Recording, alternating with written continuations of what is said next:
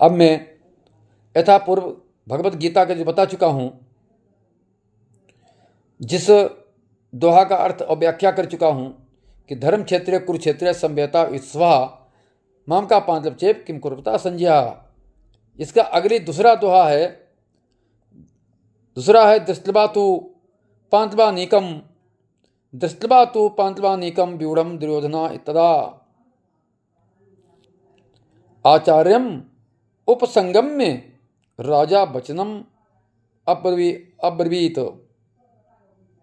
यानी दृष्टवा तु पांचवा नीकम व्यूढ़ दुर्योधना तदा आचार्यम उपसंगम राजा वचनम बब्रीत।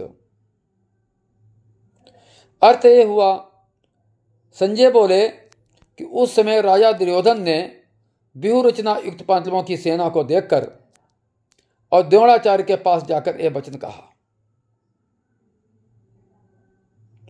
इससे दो अर्थ निकलते हैं कि जिस समय व्यूह रचना युक्त दुर्योधन ने व्यूह रचना युक्त पांचवों की सेना को देखा, इसका अर्थ यह निकलता है कि पांचवों की सेना इस तरीका से इस पंक्ति में खड़ी थी, इस रचना व्यूह रचना इस तरीका से खड़ी थी कि वो कम होते हुए भी 7 अक्षौणी सेना होते हुए बहुत भारी सेना मालूम पड़ती थी। यह तरीका था उनका सेना खड़ी करने का। तो वो उस सेना को देखकर भयभीत हो गया। इसका अर्थ यह भी है, जो धर्म अर्थात जो वैधानिक लड़ाई लड़ता है, जो कानूनी लड़ता है, जो धर्म पर लड़ता है, उसका आत्मविश्वास होता है, उसमें उस सेना में भी जोश होता है। और जो अधर्म पर लड़ाई लड़ता है, जो अवैधानिक लड़ाई लड़ता है, उसमें जोश नहीं होता है, अंतरात्मा कमजोर होती है। तो उसको जो अधर्मी होता है, उसको आगे जो धर्मवान व्यक्ति का जो तेज और उल्लास होता है, उसको देखकर हमेशा भयभीत होता है।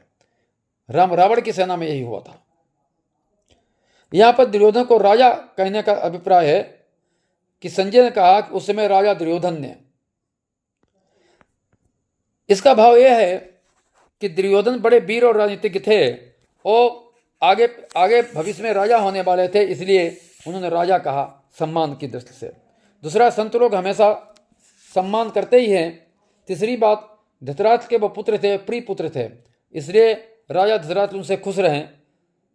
अक्सर देखा होगा कि बड़े बड़े अधिकारियों के जो अधीनस्थ होते हैं और अधिकारी का कोई रिश्तेदार आ गया तो वो उसकी अधीनस्थ लोग उसकी प्रशंसा करते हैं ताकि अधिकारी खुश रहे, जिससे नातेदार अधिकारी का विशेष लगा होगा उसके लिए। लेकिन अर्थ है कि उन्होंने स्वयं सेनापति भीष्म पितामह के पास क्यों नहीं गए और दुर्योधन जो है द्रोणाचार्य के पास क्यों गए। इसका यह अर्थ है दुर्योधन बड़ा होशियार था। दो अर्थ थे, सेना अपनी अपनी जगह पर खड़ी थी। राजा होते हुए या युवराज होते हुए दुर्योधन ने बड़ा बुद्धिजीवी था कि अगर उनको खुद बुलाते तो सेना विकृत हो जाती, इधर उधर हट जाती, नंबर 1। नंबर 2, बुलाने से मनोभाव नहीं रहता है, गुरु के दिमाग में आता कि अभी ये बुला रहा, आदेश दे रहा। नंबर 3, जब अपने आप स्वयं गए तो गुरु का भाव बढ़ेगा, खुश होंगे। और वचन शब्द कहे, अच्छे वचन कहे, गुरु प्रभावित हो जाएं। भीष्म पितामह तो गद्दी से बने हुए थे अपने प्रतिज्ञा से, लेकिन गुरु स्वतंत्र थे। और तीसरी बात यह है कि गुरु के नाते वो आदर के पात्र भी थे। तो इसलिए भी दुर्योधन द्रोणाचार्य के पास गए। और नम्रता पूर्वक सम्मान युक्त व्यवहार करना कर्तव्य ही है। राजनीति में बुद्धिमान पुरुष अपना काम निकालने के लिए दूसरों का आदर किया करते हैं। इन सभी दृष्टियों से उनका वहां जाना उचित था। गुरु के पास इसलिए बहुत जाना, अपना तो अपना ही है ही, लेकिन गुरु